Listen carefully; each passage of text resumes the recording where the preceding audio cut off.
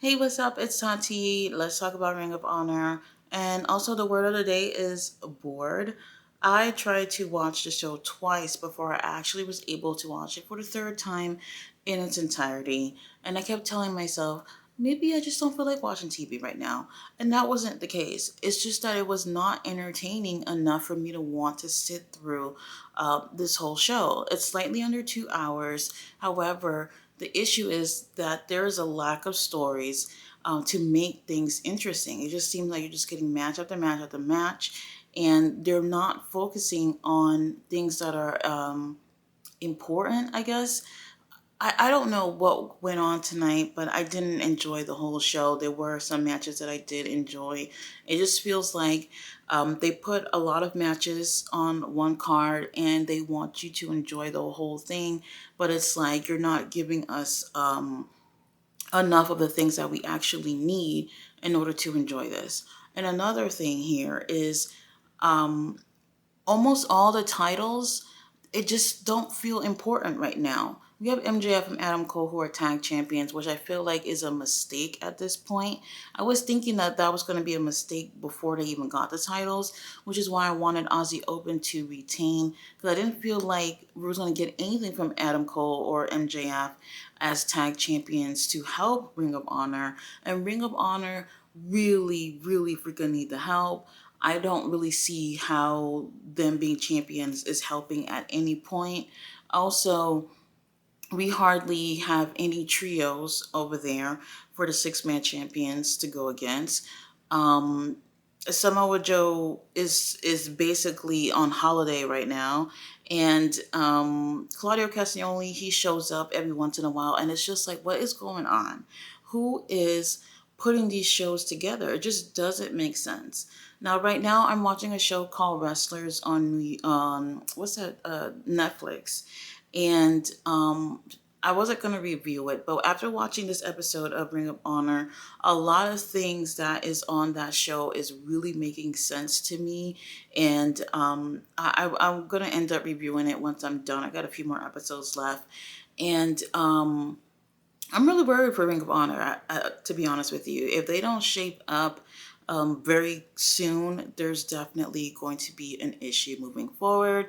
Now, first match of the night, which is the best match of the night, was Claudio Castagnoli versus Rocky Romero. Rocky, he comes every few months, give us a match or two, and book it back to Japan or wherever else he's going to. And this was very, very good. Now, Claudio, I don't even know if I could say he's a human. This man is like a god. Like everything about him is so perfect. He comes in the ring and he means freaking business. And he was very dominant here, but Rocky was super competitive. Like he was not going to lose easily. This was a really great, fun, competitive match, and I really enjoyed this. And this is the first opponent that Claudio has had in Ring of Honor in a really long time where I felt like this is a great competitor for him. Other people just seem like they just be throwing random people at Claudio who has no business going for the world title, and it doesn't make sense. Now, Rocky, like I said, he's not normally there. He comes every few months or whatever, but when he comes, he does amazing with his matches and gives us some good stuff to see here. So I didn't mind this at all. So compared to everybody else who's on the roster, he did so much better than what I've been seeing. Either way, Claudio obviously retains. He got that match next week with Eddie Kingston where his title is going to be on the line. And the New Japan Open weight title is going to be on the line as well. But I just don't know what we're doing here when it comes to any of these titles. But still, this was a fun match. One of the few matches that I actually recommend watching from tonight's episode. From there, things just dies down really, really quickly. Up next, we had the Outrunners and Kevin Koo versus the Infantry and Willie Mack. This match wasn't too bad. However, I was expecting a little bit more. I actually like the Infantry as a tag team. I don't know why they've been lately trying to pair them up with people. This is the second time we're seeing them with Willie Mack. Willie Mack is someone I do prefer to see on his own. Matter of fact, he's supposed to be tag team with Ninja Mack, and I don't know what's going on with that. Um, Last time they were in a trios match, we didn't really see much of Willie, but this time we got a chance to see much more Willie. And I thought it was going to be a squash match, but it actually wasn't. It was decent, but there's just no story going on. There's just no nothing. They're just putting people together in the ring and expect us to enjoy the match, and that's pretty much it. Infantry and Willie Mack takes the win, but it's like, well, where are we going from here? I have no idea. Now, on to something that didn't make sense to me. Ethan Page was on the show. Ain't nothing wrong with Ethan Page being on Ring of Honor. He's been on Ring of Honor before in the past. However, Ethan Page comes on and he's like, he doesn't know who he is anymore, but he knows what he's capable of doing, and he's going to go in that ring. He's going to show up and show out. And he just seemed to not be sure of himself, but also be sure of himself at the same time. It felt absolutely strange. The last time we've seen Ethan Page, he's been with what, the Hardys or something? I don't know what the hell is going on. He is somebody that I had predicted last year was going to be having a breakout year. And I cannot believe how wrong I am about Ethan Page. He had the potential to have a breakout year. However, it's all about the booking at this point. And had he been booked better, he would have definitely had a much better year. He's someone who's gotten lost in the shuffle. And with him already starting off like not being so sure of himself, but also kind of being confident, it doesn't really sound good. But he ends up having his match later on with Griff Garrison. And honestly, I wasn't really impressed. So next we have two women's matches. We have Mercedes Martinez versus Zoe Sky. This was a decent match, and I was praying no squash matches for the ladies. That's the last thing they need. And fortunately, we did not get that. So we got a chance to really see these ladies' abilities here. However, Mercedes does end up taking the win, and she's someone that I'm kind of considering might be the one to possibly take Athena off her throne. We'll see how that goes. We also have Willow versus Lady Frost, and they have a pretty good match as well. I have not liked how they've been booking Lady Frost on the Ring of Honor, but she's looking much better every week despite taking the loss. She did lose this match here, but I know they're really high on Willow right now, and she's improved a lot as well. No squash with this, so this was great. I do see a lot of improvements, but it's still hard to tell at this point where the women's division is going as far as who can possibly be the next champion here. I'm pretty sure when Athena gets back, we're going to have Billy Starks as the number one contender, since that's where they're going with the whole storyline, it seems, at this point. But I don't see her taking that title off of Athena. Next person in line should be either Layla Hirsch, which I'm not so high on her at this point, or Mercedes Martinez, but she needs a lot more matches under her belt. She's only had definitely less than a handful over there, so we'll see where that goes. Up next, we have Gates of Agony versus two guys they picked up on the side of the road. I did not like this. This was a squash match, and it was over in like 2 minutes, and it was just so silly and not in a great way.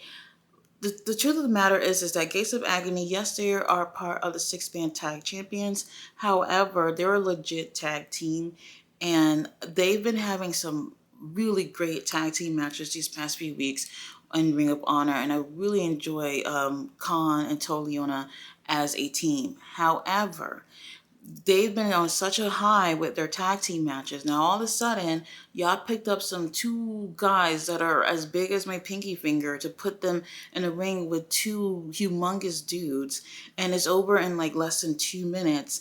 And that's supposed to do something for the Gates of Agony.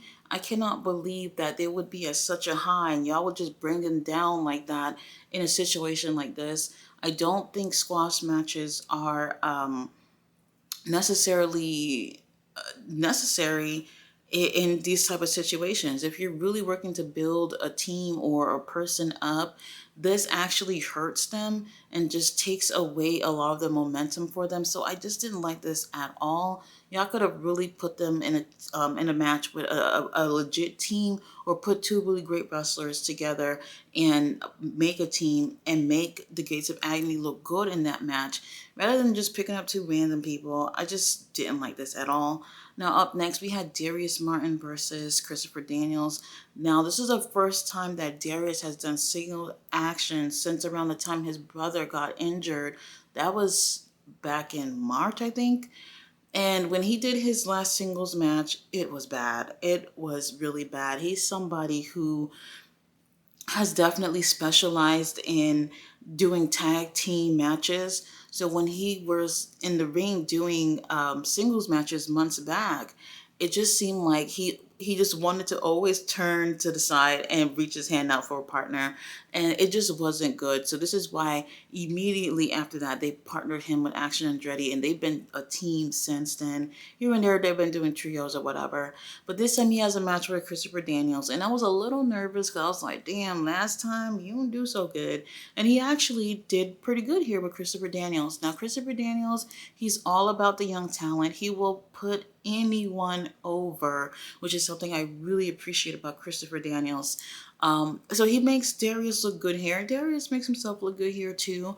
I do feel like moving forward, it's probably best to continue with the tag team thing, because we really do need tag team in Ring of Honor. So if he continues with Action Andretti, I don't know if they'll be next in line for the tag team titles, but we can really benefit from having him still being a team with Action Andretti. So great match, good effort here for Darius. I know it's been quite some time since he's been in the ring on his own, but he's been killing it as a tag team. Christopher Daniels does put him over, so Darius end up taking the win with a surprise roll up. I hate that. I hate when matches end like that. But he wins, so it is what it is. It was pretty decent. I enjoyed it. So up next we have Shane Taylor versus Lee Johnson. Okay, this was good, but also, so Lee Johnson, he's super talented, right? And the thing is that lately he's been taking L's. However, I always say that losing sometimes is winning. So sometimes you can, be losing and also be moving on up at the same time. Stuff that they've done, like with Wheeler Yuta before he joined the BCC. That's losing but winning at the same time. Now, Lee Johnson's been having a series of matches, and it's like, oh man, this guy is great, but he's not losing in a favorable way that helps him get over. So while this was a great match, and a great effort from Lee, and we really got a chance to see how dominant Shane Taylor is, I just felt like this doesn't do him any favors. He's someone that I do think, if he has a personality, got a storyline going on, he can make it pretty far in this business as well. So Shane Taylor pretty much whooped his ass, but Lee is being super resilient. And almost whatever Shane does to him, he's kicking out and trying to move forward and trying to go for this win. But unfortunately, that doesn't happen. Shane wins. I like Shane. Now, throughout this match, we actually do have someone who comes ringside, which is Lee Moriarty. And I thought that was strange at first. And then later on, we find out that Lee Moriarty is part of Shane Taylor Productions. Why? Why are we doing this? See, this is what I was afraid of. When Big Bill got called up, I was like, damn, I really liked Lee Moriarty with Big Bill as a team. So that's one team we don't have anymore in Ring of Honor. We got in some really great matches with Lee Moriarty. One of my favorites this year was Lee Moriarty versus Rocky Romero. They actually had two matches, two pure rule matches that was excellent, okay? And since then, he's been lost in the shuffle, and I don't know what they're going to do with him or whatever, but I kind of felt like putting him part of Shane Taylor Productions was probably not the right thing to do. We'll see how things go moving forward, but I do think he would have just been better off on his own. Sometimes I just feel like it's a lot of laziness, that they're just not coming up with ideas for individuals, and then they go, you know what, let's put so-and-so in a team. Let's put so-and-so in a trio. and then they still have nothing for you. So that's what it seems like is going to happen here. But let's see what's going on moving forward. So up next, we had Josh Woods versus whoever he was in the ring with. That thing was over in like 3 minutes. Didn't like that. We've been such on a high with Josh Woods lately. I don't know why they would put the momentum down with putting him in a squash match. It just doesn't fucking make sense. Now after that, we have Griff Garrison versus Ethan Page. I wanted to like this. Both these two guys actually have something to prove, especially to the audience. You know, Ethan Page, he has not been booked correctly in AEW. And then we have Griff, who was part of a tag team. And I don't know if he's been out with injury or whatever, but now he's back and he has a lot to prove. We have Maria and Cole Carter, who's outside of the ring, and they're watching, they're scouting Griff Garrison. They want Griff to be part of their little army or whatever. And maybe that might actually be a good thing for him. However, with both of these guys having a lot to prove here, I don't feel like we got a solid match from these guys. We should have gotten a lot better than what we got. It felt kind of basic in my eyes. Oh, and another thing is, with Ring of Honor being shot either before or after Collision, this doesn't necessarily help. The crowd is pretty much dead, especially if it's taped after Collision. People are waiting to go home. They're waiting to do other things. It's Saturday night. People don't want to sit there and watch wrestling for 40, 100 hours a night. Maybe I do, I don't mind. But a lot of people are not going to really care about watching wrestling for that long, especially in those uncomfortable ass seats in the arena. Now, they do darken the light so you don't really get to see how empty it is at that point. But actually, you could really see how many empty seats there were at that point of the show. I wanted to enjoy this, but I think that they're really going to have to work much harder to give more better matches, because these guys really need to revive who they are in the business so that people can see how talented they are. Ethan Page does take the win, but it really wasn't such a fun match to watch. So we have the Workhorsemen versus the Boys, and this is actually the only match that I watched and smiled, because the Boys, they always do silly shit, and finally, I'm just like, finally something that was fun.